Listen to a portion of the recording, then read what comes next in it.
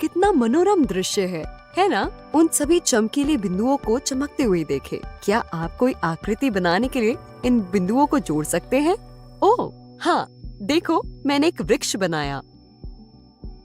वाह, यह दिलचस्प लग रहा है। मैंने एक भालू भी बनाया। चलो कुछ और आकृतियां बनाते हैं।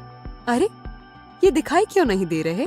शायद इसलिए क्योंकि प्रकाश हो रहा है। क्या आप इन टिमटिमाते हुए वस्तुओं को जानते हैं? ये तारे हैं। एक तारा एक खगोलीय पिंड होता है जो अपना स्वयं का प्रकाश उत्सर्जित करता है। क्या आप उस चमकीली वस्तु को भी देख सकते हैं जो नहीं टिमटिमा रही? हाँ, वह शुक्र ग्रह है। ग्रह और अन्य खगोलीय पिंड रात में आकाश में दिखाई देते हैं, लेकिन एक विशेष पिंड अपने आकार और प्रकाश के कारण सबसे अलग दिखाई देता है। हम सभी जानते हैं कि यह चंद्रमा है। क्या चंद्रमा सारी रात एक जैसा दिखाई देता है? नहीं, ऐसा नहीं है। किसी रात को चंद्रमा बड़ा और गोल हो सकता है, जबकि अन्य रातों में उसका आकार भिन्न दिखाई देता है। कुछ रातों में चंद्रमा आकाश में बिल्कुल भी दिखाई नहीं देता। आखिर ये कैसे होता है? हम जानते हैं कि चंद्रमा पृथ्वी का एकमात्र प्राकृतिक उपग्रह है, क्योंकि यह इसके चारों ओर चक्कर लगाता है। चंद्रमा के पास स्वयं का प्रकाश नहीं होता, बल्कि यह सूर्य से प्राप्त प्रकाश को परावर्तित करता है। सूर्य के सापेक्ष अपनी स्थिति में परिवर्तन के कारण चंद्रमा का अपना आकार बदलता हुआ प्रतीत होता है। हम एक समय में हम चंद्रमा का एक ही भाग देखते हैं। जब चंद्रमा और सूर्य दोनों आकाश के एक ही भाग में हों, तब चंद्रमा के दूसरे भाग को पृथ्वी से नहीं देखा जा सकता। चंद्रमा का वह भाग जो सूर्य द्वारा प्रकाशित होता है, पृथ्वी से नहीं देखा जा सकता। हालांकि चंद्रमा का वह भाग जो पृथ्वी से देखा जा सकता है, वह पूरी तरह से काला होता है। इसीलिए चंद्रमा पृथ्वी से दिखाई नहीं देता और इस चंद्रमा को अमावस्या का चांद कहते हैं। जैसे जैसे चंद्रमा पृथ्वी की परिक्रमा करता है, वैसे वैसे चंद्रमा का प्रकाशित भाग पृथ्वी से दिखाई देने लगता है। ऐसा लगता है कि चंद्रमा आकार में बढ़ रहा है।